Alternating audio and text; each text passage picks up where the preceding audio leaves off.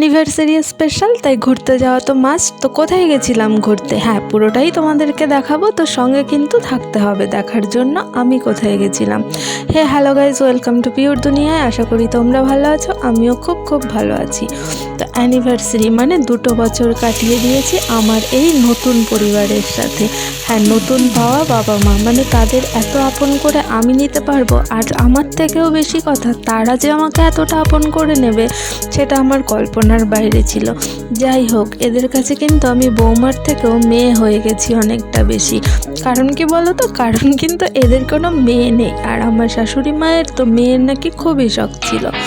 তো এসব তো পরে বলছি, অনেক মনের কথা বলে ফেললাম। তার সঙ্গে এটাও দেখিয়ে দিই আমি কি বানিয়েছিলাম। ধনিয়া পাতার আচার। আর ধনিয়া পাতাটাকে প্রথমে ভালো করে ধুয়ে নিয়ে তারপরে একটু তেলে নিয়ে সেটার মধ্যে আদা কুচি, রসুন কুচি এগুলো দিয়ে, হ্যাঁ আর লঙ্কাও দিয়েছিলাম, সেগুলো দিয়ে মিক্সিতে একটু পেস্ট করে নিয়েছি। তারপরে আবার কড়াইতে তেল দিয়েছি। হ্যাঁ, আর একটা জিনিস দিয়েছিলাম কিন্তু এর মধ্যে, একটু তেঁতুল গোলা জল, যেটার জন্য কিন্তু খেতে একদম টকটক ঝাল হয়েছিল। আর করেছিল চিংড়ি মাছ আর পাবদা মাছ, যদিও আমরা সেগুলো কিছু খাইনি, কারণ আমাদের আজকে এক জায়গায় খাওয়ার নিমন্ত্রণ ছিল।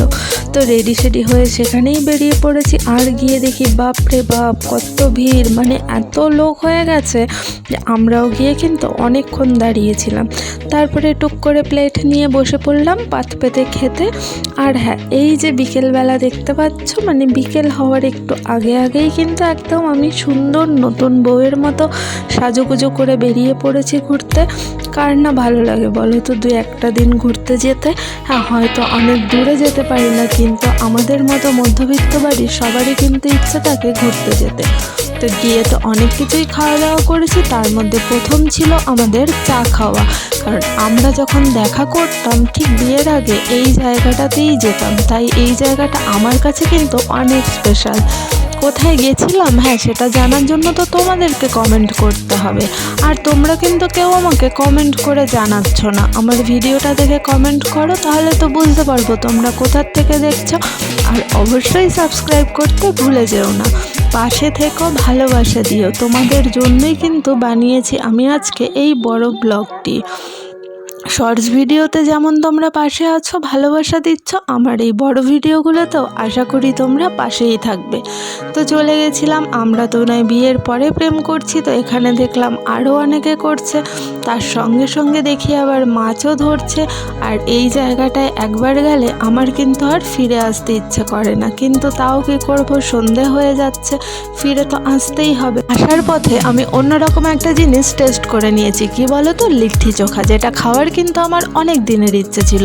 তো খেয়ে আমার খুব একটা খারাপ লাগেনি। হ্যাঁ, অতটাও ভালো লাগেনি যতটা আমি মনে ভেবেছিলাম। তো আশা করি খারাপও লাগবে না, তোমরাও খেয়ে দেখতে পারো।